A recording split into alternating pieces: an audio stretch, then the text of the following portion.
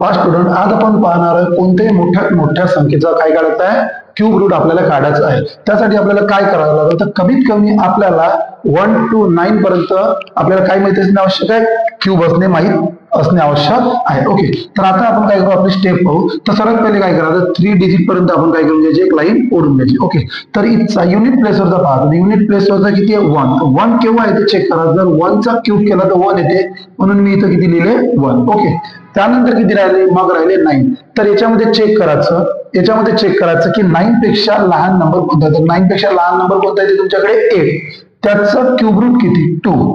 तर इथं काय करायचे, 2 लिहून टाकायचे. याचं मिनिंग काय झालं, 9261 चा हा काय झाला, क्यूब रूट. त्याच पद्धतीने आता नेक्स्ट पहा. ओके, चेक करा युनिट प्लेसवर किती आहे तुमच्याकडे, युनिट प्लेसवर आहे तुमच्याकडे 4. 4 केव्हा येते, जेव्हा आपण 4 चा क्यूब करतो त्यावेळेस. तर काय लिहिले आपण, 4. ओके, त्यानंतर राहिले आपल्याकडे 85. चेक करा 85 पेक्षा लहान नंबर कोणता आहे, 85 पेक्षा लहान नंबर कोणता आहे, 64 आहे. आणि 64 चा क्यूब रूट किती, 4. तर या पद्धतीनं तुम्ही कोणतीही किती मोठी जरी नंबर तुम्ही घेतला आणि त्याचा जर तुम्ही क्यूब रूट काढण्याचा प्रयत्न केला तर तुम्ही या पद्धतीनं काय करू शकता, क्यूब रूट काढू शकता. थँक्यू.